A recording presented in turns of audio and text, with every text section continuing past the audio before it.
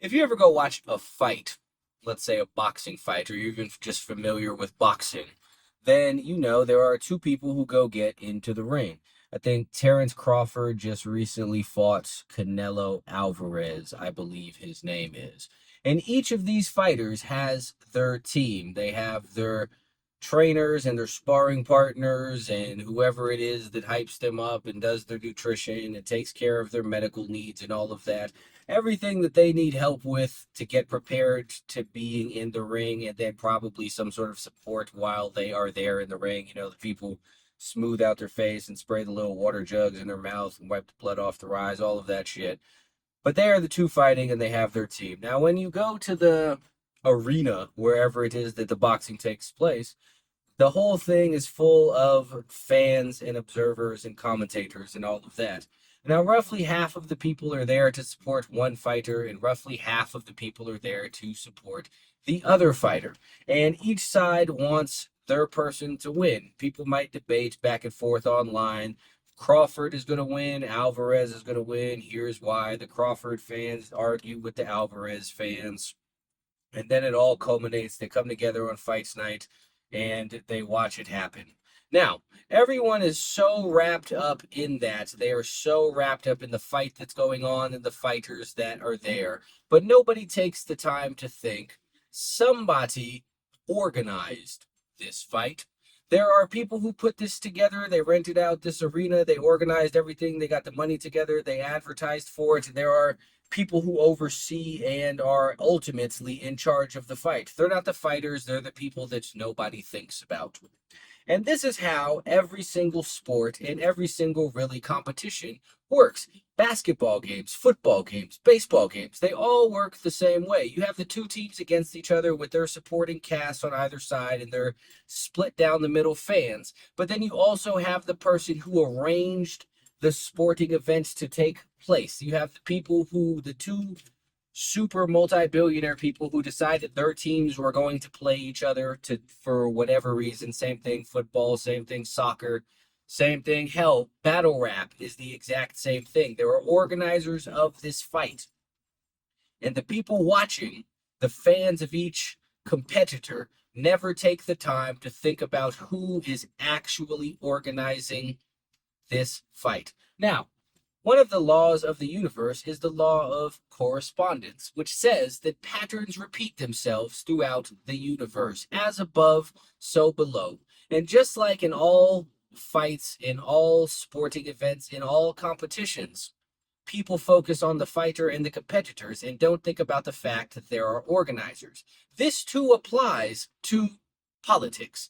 You have the left, you have the right, you have the Democrats, you have the Republicans, the liberals, the conservatives, who argue back and forth with each other.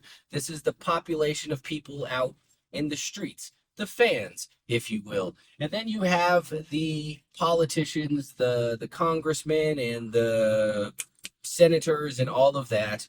And these people act as the supporting cast of the fighters. Obviously, the president would be the fighter. And this is what everybody focuses on, the two presidents and their individual casts of people, and ignoring the fact that just like in the fighting world, just like in the basketball and the football and the battle rap, whatever arena, there is someone above these people who organized all of this stuff to happen. The presidential politics and the current events and all of these things going on are just distractions. They are just entertainment. They are no different. This is no different than a fight that is going on. This is no different than a football game that is taking place. This is no different than the Super Bowl.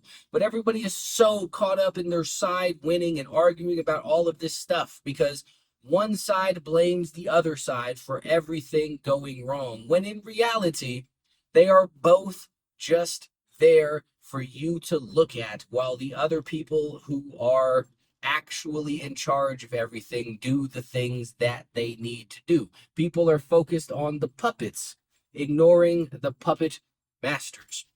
And because of this, the puppet masters are free to do whatever it is that they want, as long as the puppets dance in an entertaining enough fashion for the observer, for the onlooker, or for the Democrat or for the Republican, for the person who has aligned themselves to this random political party and just decided that they were going to support them in the exact same way that they support their football team, never once stopping to realize that their support for their football team has never actually made their football team win, or even more importantly, made them any money or truly bettered their lives in any way. Their support for their left and for their right and for their liberals and their conservatives have also never actually affected anything or bettered their life in any way. But they are so focused on all of this stuff that they can't see that, because people have been very, very conditioned. Something happens, and the people who are on the left blame the people on the right,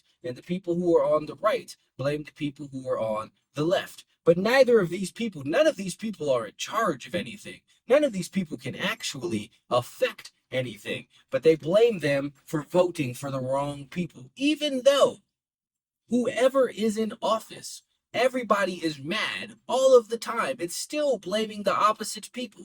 This is how well people have been conditioned. When the Democrats get their president elected and their president does nothing, they blame it on the Republican senators. And then when the Republicans get their president elected and they do nothing, they blame it on the Democratic senators. Everybody always has a person to blame because nothing ever changes. They tell you to vote, they tell you to support, they tell you to pay attention to the politics, but what has any of this actually ever done for anybody?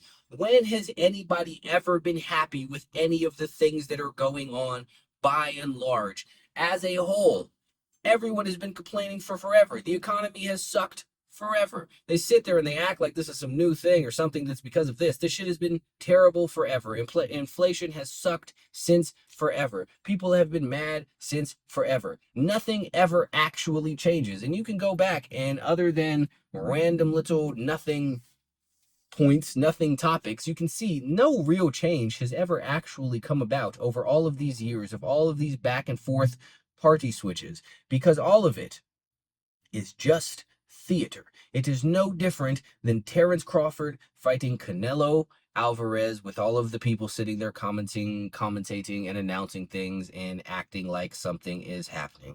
And people fall for this every single time. They fall for the distractions, they fall for the plays, they fall for the charades. It is nonsense. And not only that, if you look at the concept of this as a whole, they tell you you have the freedom of choice. You get to choose what it is that you want. In the same way, and you do, in the same way that if you come up to people and you say, you could pick your dessert, would you prefer chocolate or vanilla? The vast majority of the people will pick between the chocolate and vanilla and walk away thinking that they had a choice. But you only have a choice, or you only feel like you have a choice until you say, I want strawberry. I want Rocky Road. I want pistachio. Whatever other ice cream flavors it is. You have the choice you have the power to choose for yourself until you choose something that they are not offering you. And then you will see that you don't have a real choice to begin with. And you will see even more how little of a choice that you have when they offer you chocolate or vanilla and you say that you want something different than ice cream. You want cheesecake, you want cake, you want pie, you want donuts. Then you will see how little of a choice that you truly have. All of this is a lie. All of this is nonsense. And all of this is to make people fight with each other. The left people fight the right people, while the people in charge actually overstuff. Do whatever it is that they would like. And all of your stuff that you are sitting here, you are rallying for your side does not exist. The other side does not exist. It is all a charade. Nobody stands for anything. Nobody actually believes in anything. And I will prove this. A few years ago, people were getting fired from their jobs and getting their shows taken away or losing record deals or whatever the case may be because they had the audacity to say that there are only two genders. The statement of fact ruined people's lives, and they called this cancel culture. Now, the left called cancel culture accountability. The right called cancel culture some form of fascism and tyranny. Now, fast forward to today, and people are getting fired from their jobs and losing their shows because they had negative things to say about Charlie Kirk. Now, I will preface this in saying that stating facts and celebrating the death of somebody are two wildly different things. However, the premise of the cancel culture is still the same. And now that people are getting canceled for saying something that people on the right don't like, all of a sudden, cancel culture is accountability. And now that people are losing their jobs over saying something that the people on the left agree with, all of a sudden, cancel culture is fascism. These are lies. If anybody truly believed in these things, if the left truly believed that cancel culture was accountability, then they would have understood people getting fired about Charlie Kirk was them being held accountable, and they would keep that same energy and say they brought it on themselves. If the right really believed that cancel culture was wrong and it was fascism or tyranny or censorship or whatever it is that they called it, then they would have had an issue when Jimmy Kimmel got fired for saying something that they did not like, because they understand that overall what truly matters is the issue. If you have morals, they cannot be flexible. But none of these people have morals. None of these people have values. None of these people have beliefs. They have blind allegiance to their side. And their side has completely opposed and irreconcilable, differences with the other side. And that is the entire point of this. All of the issues that these people are told that they stand for are meant to be completely at odds with the other side so that people can never come together.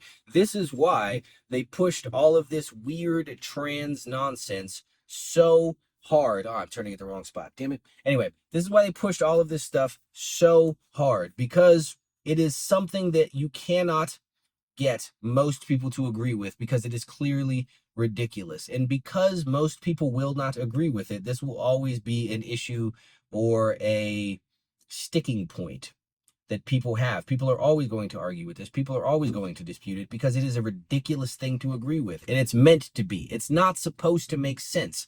It's supposed to be divisive. That's why a lot of these issues that are presented are just completely ridiculous. But they're able to get away with presenting these completely ridiculous issues because they have taken a very long time conditioning their side, their people, that anything other than completely agreeing with what it is that we are saying makes you a bad person. So the ideology cannot even be questioned by the people who believe in it, because they believe, they're by their own belief system. If they question anything that they're told, it makes them a bad person. And their whole entire ideology is centered around being a good person. This is why they are told they believe the things that they do believe, because if they believe these things, they're a good person. If they question it, they're a bad person. So they don't question it because they want to feel like a good person. But consequently, that turns every single person who questions it into automatically a bad person, or a Nazi, as these people like to say, which creates a space where there is no opportunity for debate, nothing for discussion, nothing for any sort of discourse or dialogue. It is just hate and vitriol and anger. Now, I realize that I am focusing this on one specific side. I don't personally believe in either. I don't believe in left and right. I don't believe in Democrat or Republican. I believe it's all illusions. I believe that it is all slave fake. However, what I can see is that one side has been given the much more ridiculous set of beliefs specifically for that reason. Their whole entire ideology is meant to be nothing but divisive shit. All of it's ridiculous. None of it makes any sense. But it doesn't need to. It just needs to be something that most people, or at least half of the people, will question, and therefore get the people who believe it to attack them. Again, this is the whole entire point. The point of this is division. The point of this is fighting. The point of this is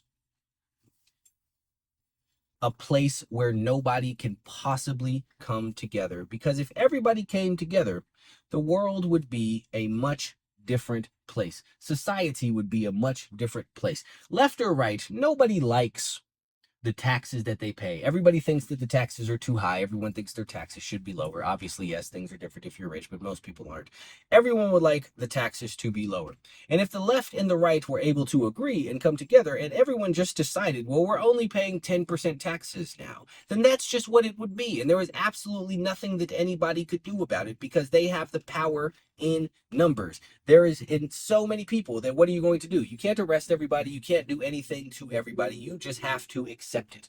And that is exactly why they don't want people to come together. This is why they want the left. The left blames the right for high taxes. The right blames the left for high taxes. And everyone blames each other for problems that are created by up top people. Who are they? It doesn't really fucking matter. All that matters is that when you go and do this nonsense, when you partake in this back and forth, when you sit there and debate about all of these random political issues with each other, you are furthering an agenda that is anti you. You are working against your own best interests, and they have tricked you into thinking that this is what's good for you.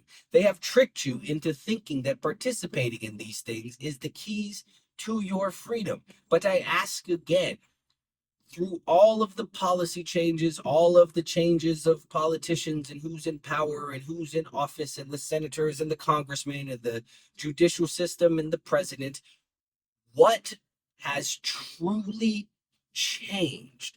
What has actually become different? Noticeably different. Yes, random things have happened. Gay people can get married. The abortion ban was overturned. But these aren't actual real issues. These are things that they have made you focus. These are tiny little issues. When you look at these things statistically, whatever, however it is you would like to describe them, these are tiny issues. These are not big things, but they have highlighted it and magnified it and blown it up to the point that everyone thinks that these are life or death things. And now some people will sit there and have arguments about who it is that they're going to vote for over who will allow imaginary people to get imaginary abortions over imaginary assaults or whatever the case may be. People will sit there and choose who it is that they would like to vote for based off of who it is that they think will be the nicest to gay people, or who will do whatever it is that they would like to do because they've told you all of this nonsensical stuff and made you focus on everything but what actually matters. So the question is, again, what has changed? What is different? The people in office changed, but day-to-day life for the vast majority of people stays exactly the same.